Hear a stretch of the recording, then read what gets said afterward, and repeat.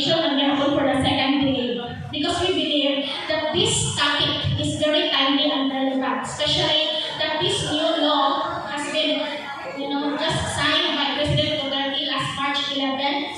Okay, so, and we're given 5 years to fully implement this law. So this is raising awareness to all of us. Okay, so we have here the progress of educating students with special needs. So others, if you're going to Google this picture, the headline there is history of educating students with special needs. But I chose progress, okay? Because I'm not going to tell you places and persons, no? Okay, none of the mga names, persons, and so kayo pronouns. Okay, so let's tackle each one of them.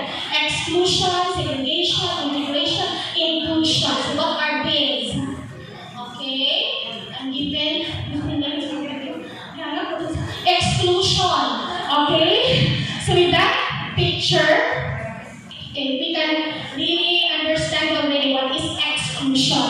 Okay, so long time ago, in the ancient times, okay, those people with disabilities, they were seen as if they are possessed by evil. They're possessed by evil spirits.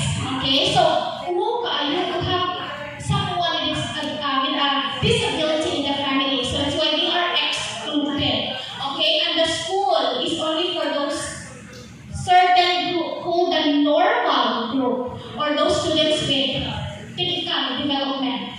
Okay, so those inside the circle, and those outside, those are people with disabilities. So they are really excluded in the school community.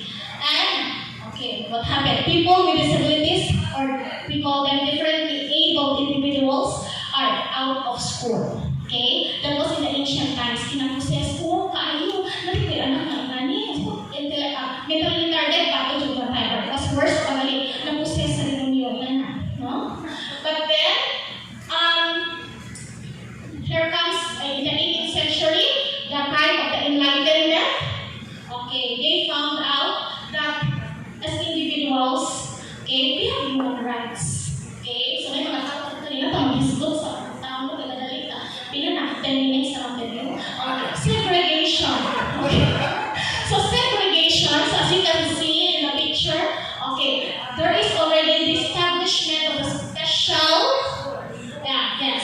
special education school. So slowly, the rights of people with disabilities have been recognized. Okay, so they established that, but still there is a separation. Now, separation of the normal education system from the special education system. So, nag-enter na on how the community accept, those people with disabilities in the community. Okay, but that is not yet inclusion.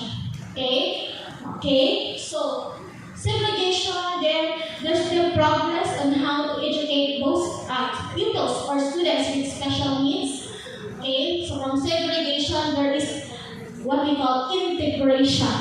Okay, so in the integration, so as you can see, those individuals, those learners with special needs are now integrated, are now taking part, they are now involved in the normal and the regular and the general education class. Okay, so but what happened? Integration and inclusion are not the same. Okay, the child with disability will undergo therapy or rehabilitation to fit to the normal educational system. Okay, so if you have a child or if you have a learner that you find something is wrong, di ba may we are not the best school for your child yet.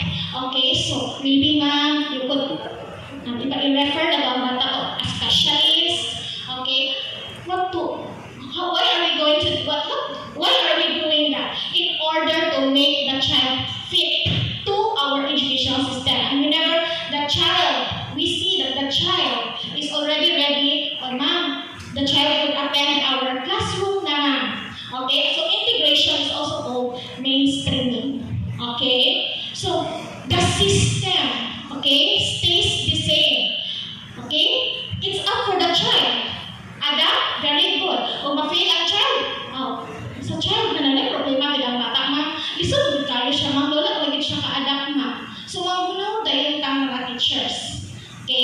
And this is not what inclusion is all about. Okay? Inclusion is the children recognizes that children are different. Okay, and Ma'am Tebio already told us yesterday, those differences, and that all children can learn in inclusive education, believes on that. And what is there, the highlight of inclusive education is that there is the change in the system, okay, to fit the child, opposite to the inclusion.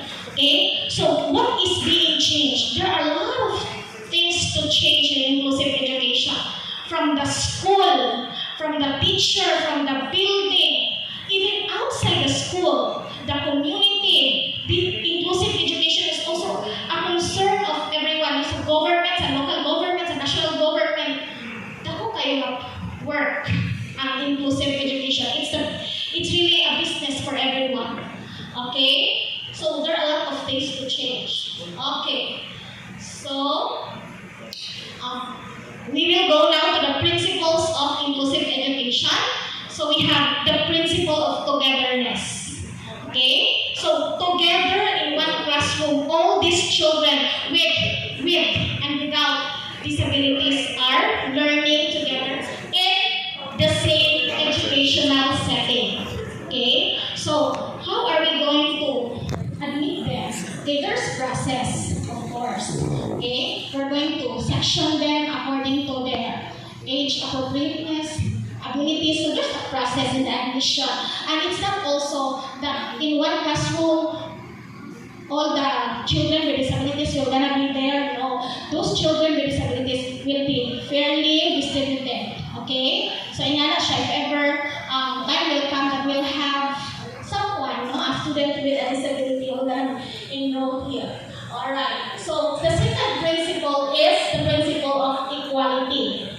Okay? So equality, this principle is to prevent prejudice and promoting social justice. Okay, everyone has the right to access knowledge, skill, and information. Okay? Because inclusive education is working on the premise that everyone, okay, has equal self-worth. Diba? Naman na kuno, apil na stigma. Even as no teacher, even we have to admit ourselves, we have a stigma that if ever someone is disabled, if we have a child who is disabled, it's like there's a feeling that there's no more success on his future. Pero ingana bitaw na stigma, and that should be erased in inclusive education. That is the goal of inclusive education, to provide equal self-worth to everyone. Learners with and without disabilities, equal rights and equal access to quality education. So another principle is the principle of equity. Equality and equity are different. Okay, pero in-agaw na sila.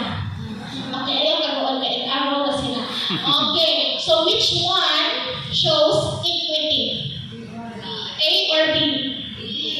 Letter? B. Very bright. Alright, so equity.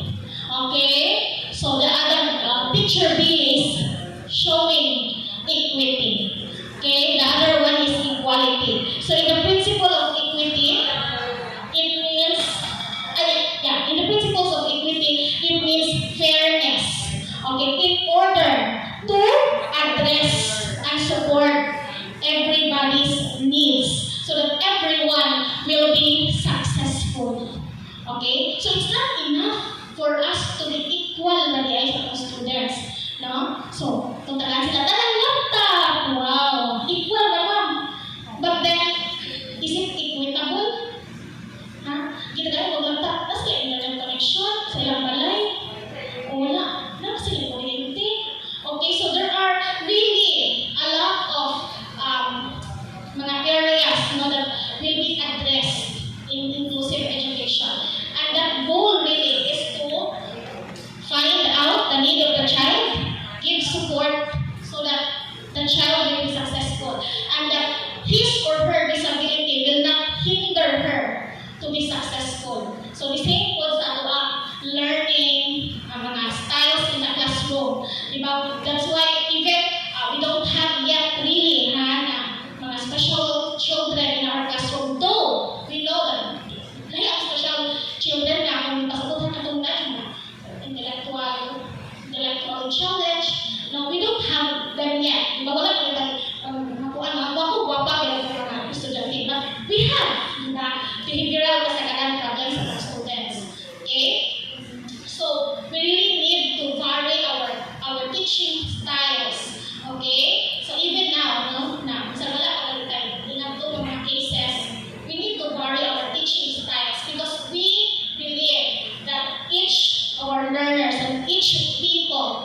each one of us is different.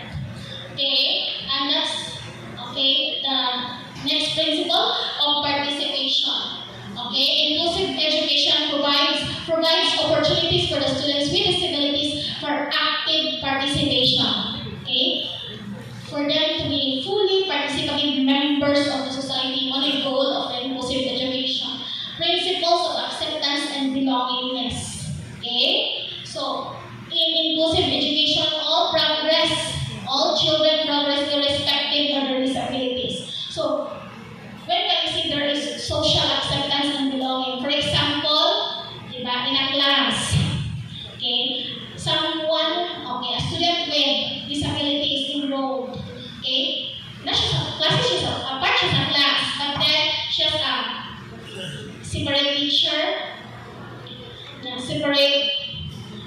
doing the same activity, but not she's a separate teacher guiding her. Do you think that's inclusive education?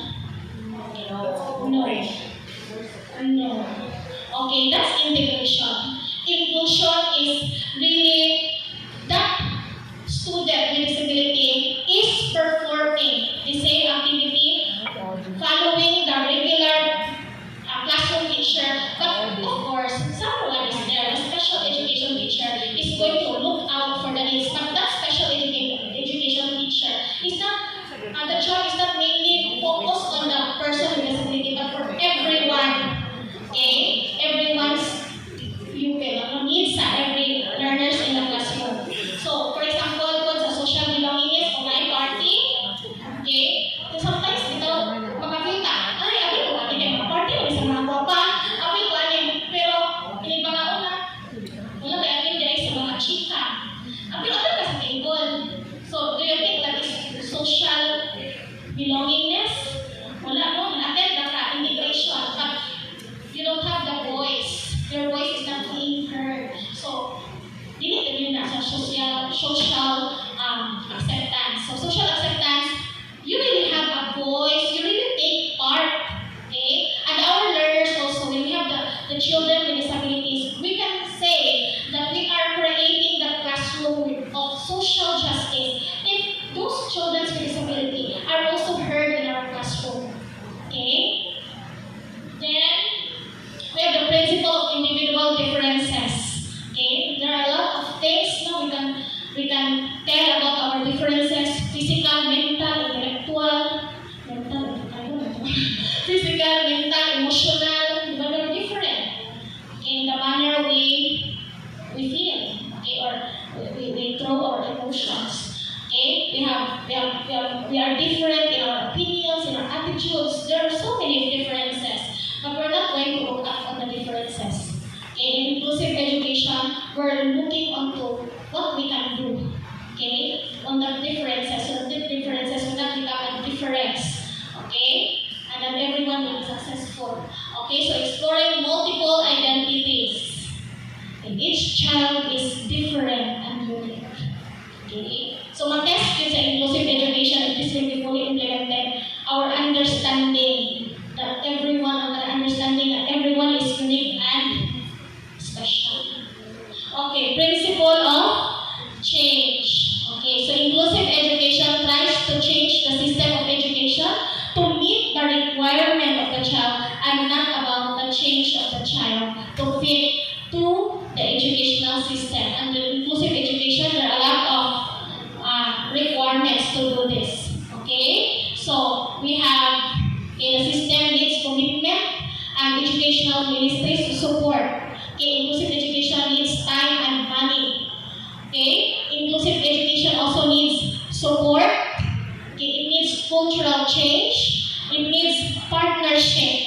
Okay, Ma'am Eve already had a talk about partnership. All the more when we have these children really with disability in our classroom, all the more that we should create our school a parent-friendly school, where everyone is welcome and all families are respected. And then, hindi na ito magtanaw sa video, nalo na sa YouTube. Okay, so we have the benefits of inclusive education. So, in the inclusive education, everyone is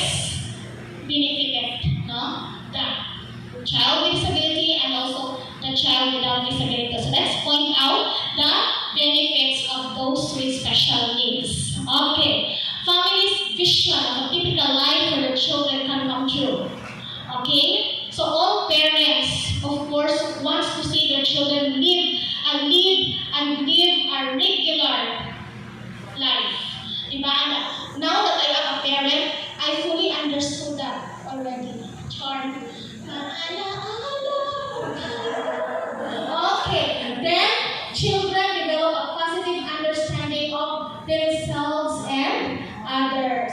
Okay, what else? Friendship develops. And we know that schools are really very important places where the socialization skills of the children will be developed. So, we're very thankful that we're having the face-to-face. Okay. Socially, mga students can reflect their minds, those positives sa mga students. And then, now that they are here with us in this school year, their social skills will also be developed. Then, children learn important academic skills. Okay? With good instruction, okay, we can make those children with disabilities learn, even those with intellectual challenges. Okay, so more on the roles of teachers that will be discussed by the very brave Ma'am Shari tomorrow. Then all children learn by being together. So these are just some of the benefits. There are still so many. Then how about those children without disability? So how will they be benefited? So opportunities for interaction, okay, they will have a bigger picture of the world, okay, because in the real world, there are really, we're really different. Okay, mga bota na eh, galisod sa kagwatan, galisod sa kagwatan, galisod sa kagwatan, kariling ang tanan. Okay, opportunities for interaction, inclusive games, those children without disability, the opportunity becomes peer tutors. Okay, so that is also a way for them to strive. Kaya sa kailangan i-help ato, hindi po sila higaw. Diba? So they will also do their best to play the role of a special body. Okay, and this is very important also part in education. Not only teaching the children to have big heads, but also for the children to have big hearts and big hands. Okay, then learn about tolerance, individual differences, and human exceptionality, and chance to learn about human service profession. So there are a lot of human service professions. So ang mga bata, they will be encouraged to be a servant of the community. Okay, so last na ma'am, video 5. High five ma'am, or 5 minutes na lang. Okay, so we have the 3 R's in inclusive education. Okay, so the first is, okay, we need to remember these 3 R's for us to also remember, okay, our understanding for today, for this morning, for yesterday, for this week, about inclusive education. So the first R is respect. In inclusive education, it provides a classroom, okay, of respect. Respect of individual, of someone's individuality. Okay, respect of individuality. And then another R, when the students are respected, okay, they will form relationship. Diba? There's a saying that respect opens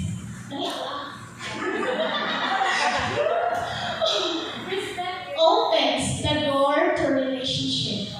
Diba? Respect God and you will establish a relationship with Him. Respect your husband and your relationship will be flourish. It will flourish and develop.